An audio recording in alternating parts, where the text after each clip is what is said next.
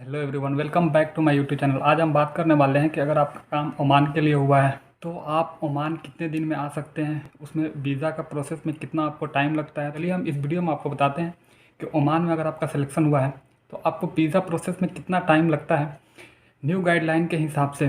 तो चलिए, अगर आप इस चैनल पर नए हैं तो प्लीज़ चैनल को सब्सक्राइब कर दें और लाइक कर दें। तो चलिए हम वीडियो को शुरू करते हैं। तो सब 2-3 ऐसे पॉइंट हैं जिन्हें आपको ध्यान में रखने हैं, आप समझ जाओगे इजली। तो सबसे पहले आपको क्या करना है कि अगर आपका काम ओमान के लिए हुआ है तो सबसे पहले गम का मेडिकल जो होता है उसको आप जिस भी ऑफिस से हुआ है वहाँ पे आप वहाँ में अपना मेडिकल सबमिट कर दें। या आप अगर ऑफिस के थ्रू हुआ है तो आप उस ऑफिस पर अपना गम का मेडिकल सबमिट कर दें। या डायरेक्ट आपका सिलेक्शन किसी कंपनी में हुआ है तो आप अपना गम का मेडिकल जो है वहाँ पे सेंड कर दें। एक तो ये प्रोसेस हुआ। अगर कंपनी को अर्जेंट रिक्वायरमेंट है तो वो आपको 10 से 15 दिन के अंदर वीज़ा प्रोवाइड कर देगी, क्योंकि प्रोसेस यहाँ बहुत। लेकिन कभी कभी क्या होता है कि आपका वीज़ा प्रोसेस में बहुत ज़्यादा टाइम लग जाता है। तो इसका भाई ये क्यों लगता है तो चलिए हम इस वीडियो में बताते हैं। कोई भी कंपनी किसी प्रोजेक्ट के लिए, किसी बड़े प्रोजेक्ट के लिए इंटरव्यू वगैरह लेती है, उसके बाद से क्या होता है कि वो इंटरव्यू वगैरह ले लेती है लेकिन उसको प्रोजेक्ट मिलने में 2 से 3 मंथ टाइम लग जाता है। जिससे वो क्या होता है कि आपको जल्दी वीज़ा वगैरह नहीं प्रोवाइड करते हैं, क्योंकि कोई भी यहाँ पे ला करके आपको पैसा, फ्री का पैसा तो देगा नहीं। 2-3 महीना प्रोजेक्ट में डिले हो जाता है, जिसके वजह से वो लोग सिलेक्शन करने में थोड़ा सा टाइम लेते हैं। इंटरव्यू वगैरह पहले क्लियर ले लेते हैं लेकिन उसमें आपको वीज़ा का प्रोसेस करने में वो टाइम लेते हैं। इससे क्या होता है कि वो जब उनका प्रोजेक्ट शुरू होने वाला रहता है तब कैंडिडेट को बुलाते हैं। तब वो जितने हायरिंग किए हुए कैंडिडेट रहते हैं उनको बुलाते हैं और वो यहाँ पे सब चीज़ अपना सेटल करते हैं। एक तो ये हो गया। बहुत बार क्या होता है कि किसी कंपनी प्रोजेक्ट के लिए अप्लाई करती है, उसमें बहुत सारा कंपनी है किसी बड़े प्रोजेक्ट के लिए अप्लाई करती है, इसके मिलने का चांसेस ज़्यादा रहती है। उस बेसिस पे ये लोग इंटरव्यू वगैरह ले लेते हैं। क्लाइंट इंटरव्यू जा करके इंडिया वगैरह, बांग्लादेश, बहुत सारे कंट्री में जा करके अपना लेते हैं और इनको प्रोजेक्ट मिलने के ज़्यादा चांस रहते हैं। लेकिन किसी किसी कारणवश उनको क्या होता है कि वो प्रोजेक्ट नहीं मिल पाता है। तो कभी कभी आपको सुनने में मिलेगा कि 2 से 3 मंथ हो गया। बहुत सारे कैंडिडेट लोग इंटरव्यू के बाद अपना मेडिकल वगैरह सबमिट करने के बाद इंतज़ार करते हैं कि मेरा सिलेक्शन हुआ है, वो वेट करते हैं कि मेरा इतना बेसिक पे हुआ है, ये हुआ है, वो खुश रहते हैं।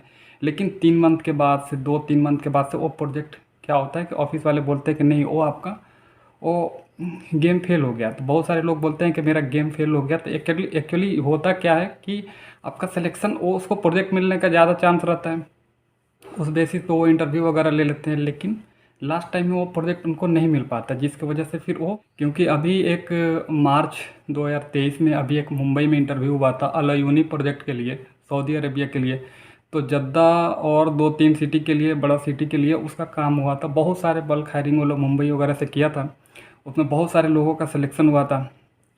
लेकिन वो 2-3 मंथ और इंतज़ार करने के बाद में पता चला कि वो लोग कैंसिल कर दिए, उन लोगों का गेम फेल हो गया। सारे लोग उस टाइम खुश थे कि मेरा सिलेक्शन हो गया, लेकिन 2-3 मंथ के बाद क्या हुआ, बाद में उन्हें पता चला कि गेम फेल हो गया।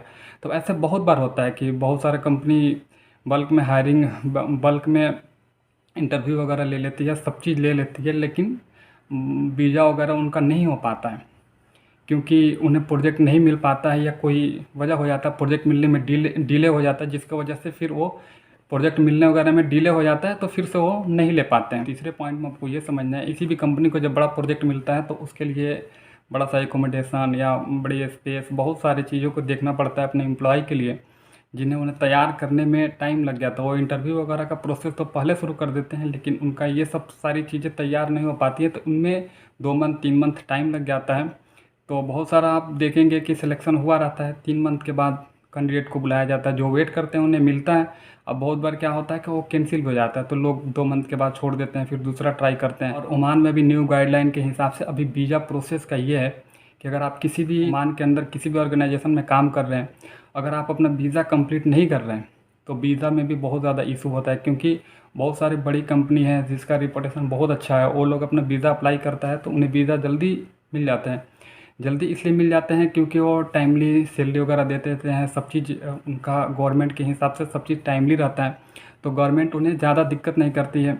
अब बहुत सारे छोटे ऑर्गेनाइजेशन में क्या होता है कि वो सैलरी वगैरह डिले देते हैं, बहुत सारे डॉक्यूमेंट्स में उनका उनका प्रॉब्लम होता है, वो गवर्नमेंट का क्राइटेरिया जो होता है वो सही से फुलफ़िल नहीं कर पाते हैं, तो उनका उनका वीज़ा वगैरह मिलने में वीज़ा वगैरह मिलने में उनको बहुत ज़्यादा प्रॉब्लम होता है कि बहुत सारे छोटे ऑर्गेनाइजेशन में क्या होता है 2 ईयर्स का आपको वीज़ा मिलता है, आप उसको कंप्लीट नहीं करोगे, आप उससे पहले जाओगे तो उससे कम बैड इफेक्ट पड़ता है। अगर एक कैंडिडेट गया, 2 कैंडिडेट गया तो कोई ऐसा ये नहीं होता है, लेकिन अगर रेगुलर इस तरह से हो रहा है तो उसका इफ़ेक्ट कंपनी पे भी पड़ता है। और जब वो वीज़ा वगैरह के लिए अप्लाई करते हैं तो उन्हें वीज़ा मिलने में बहुत ज़्यादा प्रॉब्लम होता है, क्योंकि क्लियरेंस जल्दी नहीं मिल पाता है। और वहीं बड़ी ऑर्गेनाइजेशन में ऐसा प्रॉब्लम नहीं होता है कि वो लोग अपना सब चीज़ सही से करते हैं, वो उन्हें वीज़ा वगैरह में क्लियरेंस वगैरह में दिक्कत नहीं होती है, क्योंकि वो डॉक्यूमेंट्स वगैरह सारे टाइमली, सैलरी वगैरह सारे चीज़ वो टाइमली प्रोवाइड कर देते हैं, क्योंकि बहुत बड़े बड़े प्रोजेक्ट मिले रहते हैं। और छोटे ऑर्गेनाइजेशन ऐसे क्राइटेरिया को फुलफिल नहीं कर पाते, जिनके वजह से इन्हें वीज़ा मिलने में प्रॉब्लम होता है। क्योंकि सबसे लास्ट में जो आता है, क्योंकि ओमान के अंदर अभी क्या है कि अगर वीज़ा क्लियरेंस के लेकर बहुत ज़्यादा इशू है, क्योंकि बहुत बड़े बड़े कंपनी जो है अप्लाई तो वीज़ा के लिए करती हैं, उन्हें क्लियरेंस वगैरह किसी कंपनी को जल्दी मिल जाता है, किसी कंपनी को नहीं मिल पाता है। तो कोई कंपनी को जल्दी इसलिए मिल जाता है क्योंकि वो गवर्नमेंट के सारे रूल रेगुलेशन जो है फॉलो करते हैं, टाइमली सैलरी वगैरह देते हैं, टाइमली सब चीज़ अपने एम्प्लॉय को देते हैं, जिसकी वजह से उन्हें क्लियरेंस मिलने में, और उनका एम्प्लॉय जो है 2 ईयर्स कंप्लीट करता है, जैसे वो सारे गवर्नमेंट के हिसाब से होते हैं तो क्लियरेंस जल्दी मिल जाता है।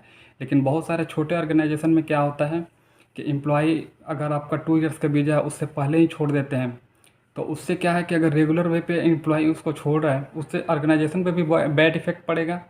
और वो जब आप क्लियरेंस के लिए जाओगे गवर्नमेंट के पास तो उसमें भी आपको दिक्कत होता है। तो इस वजह से थोड़ा सा इधर ओमान में ये चीज़ें हैं, चीज़ें ओमान में वीज़ा क्लियरेंस के लेकर के हैं, उसमें टाइम वगैरह थोड़ा सा लग जाता है।